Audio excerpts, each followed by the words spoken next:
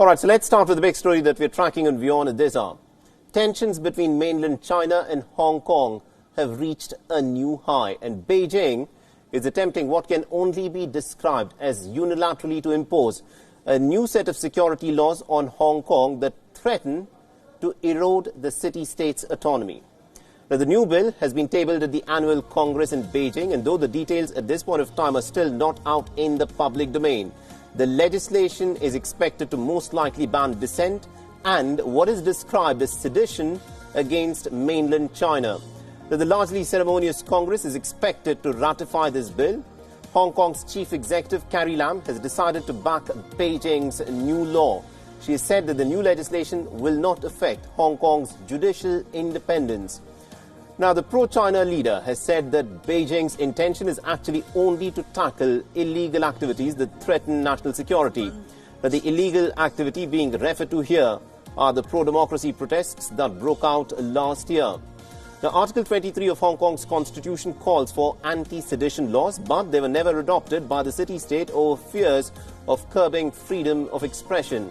Now, back in the year 2003, when Hong Kong's government had tried to implement these laws, more than 1 million people had taken to the streets of Hong Kong to register their protests. Ultimately, the government was forced to shelve that controversial extradition bill. Now, the effort has now been revived by Beijing in response to the pro-democracy protests that have rocked Hong Kong last year. A repeat of 2003 could very well be on the cards all over again. Pro-democracy lawmaker Dennis Kwok said that this bill will signal the end of Hong Kong as we know it. Security has been beefed up in the city. Many activists have made online calls for protests against the new legislation. Residents are eagerly awaiting details as to how the law is now going to change their day-to-day life.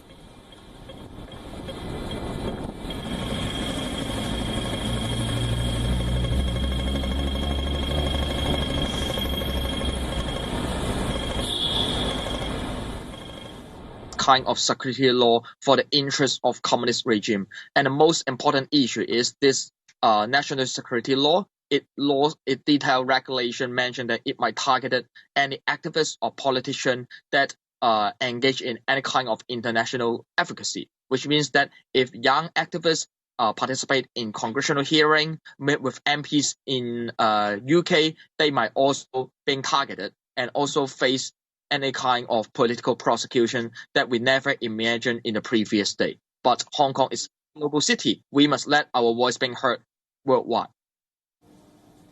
Now, the United States has announced its support for Hong Kong. The State Department has condemned the new law and has called it as highly destabilizing. Now, President Donald Trump has also warned of a strong response. Senators in the United States are planning to impose sanctions on Chinese entities that are tasked with enforcing China's new security law.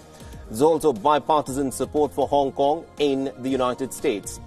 But China has also sounded a warning to pro-independence forces in Taiwan as well. Beijing has called for a complete reunification between Taiwan and mainland China. It's also promised to improve the cross-strait ties. All right, now to give us more insights as to how all of this is, of course, being perceived within Hong Kong and what it means for the relationship between Hong Kong and China, we're joined by Laurel Chaw, who's a journalist who's joining us live right now.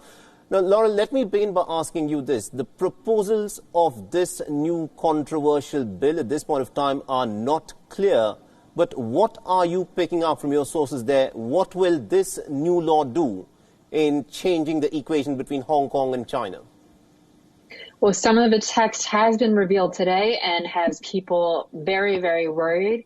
One part of the proposed law in particular says that China now will actually implement security forces and agencies in Hong Kong in order to enforce the security laws, the national security laws. And that is making people very afraid that this means there'll be Chinese Communist Party style security agents operating openly and officially in Hong Kong. And as we know, and China has a history of human rights abuses, of detentions, of black jails. So it has people very, very worried. Now, we saw what happened last year, the time when that extradition bill was in fact introduced within Hong Kong. more than 1 million people, of course, took to the streets, and that, of course, became an ongoing kind of a protest movement for the larger autonomy of Hong Kong. China quite clearly expects some kind of a reaction from Hong Kong. But considering that the world is only slowly beginning to emerge out of the coronavirus pandemic, where social distancing is so crucial, is China trying to push through such a controversial law? Because not many people may take to the streets in Hong Kong now. Yes, that is the concern, that China is cracking down more than it actually ever has on the protests throughout the pandemic, because people are too concerned in other countries with their own problems. In Hong Kong, the virus is almost under control, so the social distancing measures in Hong Kong aren't quite as strict as they are in other countries. But for example, no more than 8 people can gather at once in public, and the measures for this were extended to June 4th.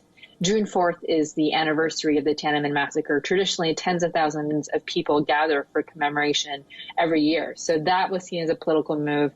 So people will probably take to the streets. People are less worried about the virus now, though they're still definitely vigilant.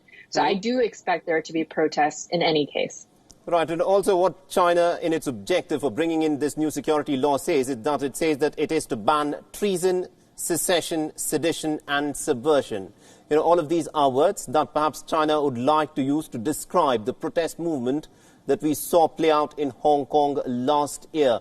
Is there now a fear that this is the Chinese state which is now trying to strip Hong Kong of all of its autonomy that was granted to Hong Kong under the one state and two systems compromise that was struck in 1997? Absolutely. For all the erosions of Hong Kong's freedoms and autonomy that we've seen in the past few years, this by far is the most significant step that Beijing has taken in order to assert its control over the territory. So people are very worried. People are worried what this will mean for Hong Kong as we know it, whether it can still function as an international financial hub, where if people can still be journalists freely, if I can still work freely, if people can still speak their mind freely. This has a lot of implications for the future of Hong Kong. We're still trying to understand what it means, but people are certainly worried. Right, and just before I let you go, Laurel, Xi Jinping is under a lot of pressure. Till last year, it was the protests in Hong Kong that was seen as his biggest stumbling block. And this year, of course, it was different. It was the COVID-19 pandemic. Is he also, because he wants to try and change his image for his own masses back home, would he now take a much stronger and much more stringent stand on Hong Kong? It's a good question as to how he sees this and his wider strategy to maintain in power. He's the most powerful leader that Beijing and China have seen for decades, and he'll want to maintain that. But here what we're seeing is he thinks that this is the move that Beijing, this drastic step is the step that it has to take in order to keep Hong Kong under control. So it also shows that they are worried about Hong Kong and Macau slipping out of its control. All right, we'll have to leave it there. Thank you very much indeed, Laurel Chaw, for joining us and getting us all those insights into this very controversial law that's been tabled within Beijing today. It'll be very interesting to see as to how all of this, of course, will play out and how the local people in Hong Kong, of course, respond to it.